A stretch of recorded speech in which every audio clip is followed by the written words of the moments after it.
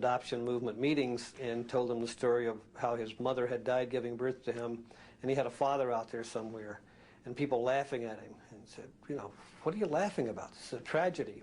You know, my mother died. I said, man, that's what they tell all of us. Berkowitz called his adoptive father, Nathan, and demanded the truth. Nathan broke the news that David's birth mother was in fact alive. He explained that the adoption experts had advised against revealing the truth. Berkowitz was stunned. In an instant, he was delivered from a lifetime of guilt. He had not caused his mother's death after all. Berkowitz's adoption papers said that his real name was Richard David Falco, and that his parents were Betty and Tony Falco. He searched for them for months, but he kept hitting dead ends. Frustrated and lonely, Berkowitz, who had tried during his army years to find comfort in religion, now joined a cult of Satan worshippers. Berkowitz enjoyed the late-night rituals in the woods, the chanting, the drugs, and the opportunity to meet girls. He connected easily to the dark forces that the group worshipped. He even made a blood pact to serve the devil. I was chanting the names of Lucifer over and over, and I was calling out to him. I said, you know, son of the morning, and prince, my lord, you know, come into me right now, take control of this vessel. And I felt like I was being emptied of my own personality, and that something else somehow was coming in. The group gave Berkowitz a sense of belonging to a family, and he eagerly accepted their mission. His other mission, to track down his biological parents, was finally accomplished after a year of searching. When he first spoke on the phone with his birth mother, Betty Falco, David's expectations soared. Berkowitz had fantasized about meeting a beautiful woman. What he found was a totally ordinary person, what he described as a nervous and frightened little woman. Betty apologized profusely for abandoning her little Richie. Berkowitz hid his disappointment and told Betty that he loved her and forgave her because he knew she must have had a good reason for giving him up. Betty revealed to David that Tony Falco wasn't his real father. Betty Falco had secrets too. Betty, a daughter of poor Jewish immigrants, had married Tony as a teenager. After they had a daughter named Rosalind, Tony left Betty for another woman. Betty had then begun a long affair with Joseph Kleinman, a well-to-do Jewish businessman who was married with 3 children. In 1953, David was born. Kleinman would not tolerate the embarrassment of an illegitimate child. Betty too felt guilty and ashamed and quickly made arrangements for an adoption.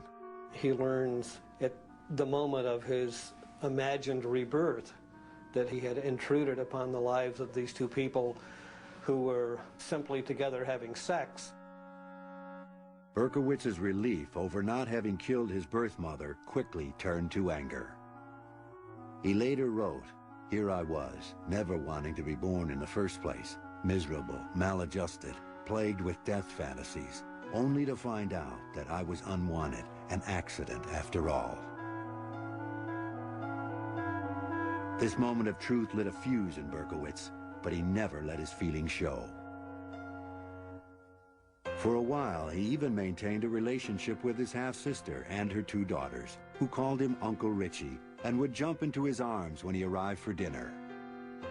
His sister seemed to be going out of her way to try to make up for all the things which he hadn't had, and as much as he wanted to believe it, he knew that it was false, that he was still this sort of counterfeit human being. He was adopted.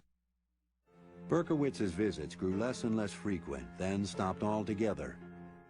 He later wrote, "I was getting a very powerful urge to kill most of my natural family. I fought hard to keep these thoughts from becoming actions, so I just stayed away altogether." The 22-year-old Berkowitz mysteriously told his half-sister that he would never hurt her or her daughters. Instead, on Christmas Eve 1975, Berkowitz attacked a 14-year-old girl in the Bronx with a small knife. The rage David had managed to keep under control for so long was starting to crack through his quiet exterior.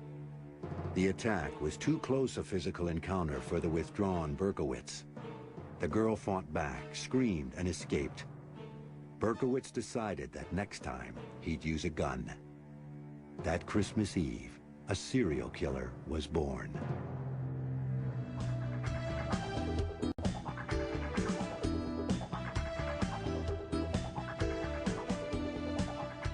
In the bicentennial spring of 1976, Berkowitz was still working as a night watchman, but he complained that he couldn't sleep during the day because of howling dogs belonging to his landlord. He quit his job and moved to an apartment on the Hudson River outside the city, only to find more incessantly barking dogs in his new neighborhood. From 1976 to 1977, Berkowitz drove a taxi, worked in the post office, and tried to live with his paranoid feelings. He would often drive to the beach and sleep in his car for a few hours of peace. At the beach, David took long walks trying to sort out his scrambled mind. One day, he made a decision. As he later explained in a letter, "I was determined that I must slay a woman for revenge purposes. For all the suffering, mental suffering, they caused me." The 23-year-old Berkowitz paid a brief visit to his adoptive father in Florida. Nathan witnessed his son staring in the mirror, pounding his head with his hands. He tried to get David psychiatric help, but the young man refused, saying no one could help him, that it was too late. When Berkowitz left Florida, his vengeful fantasies grew more concrete. He drove to Houston to visit an old Army buddy who innocently helped Berkowitz buy a .44 caliber Bulldog revolver to protect himself, Berkowitz said, on the long trip back to New York. Out of the darkness of his rage, the weapon was his final solution. In his tormented mind, the barking of the dogs became unbearable. With his anger and sexual frustrations mounting, it was just a matter of time before Berkowitz would express himself with his gun.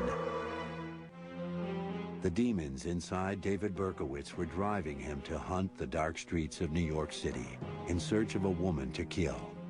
Only that would free him from his torment. On July 29, 1976, Jody Valenti was dropping off her friend Donna Loria in the Bronx. Berkowitz drove by and saw the two girls laughing and talking. He parked his car 2 blocks away and walked back. Then he circled the car at a distance, like an animal stalking its prey. Jody turned her head and saw Berkowitz's piercing eyes. She said, "Who's that?"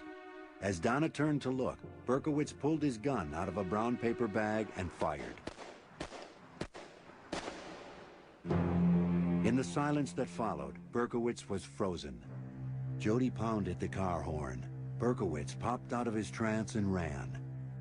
Donna's father burst out of the apartment building, screaming for help as he gathered his daughter in his arms. But she was already dead.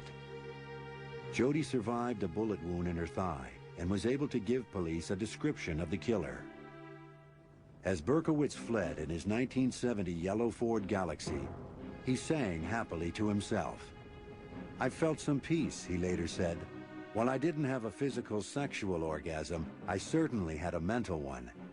After a shooting, it was like I was walking on air." He didn't know if he had killed anyone until he read the New York Post that afternoon.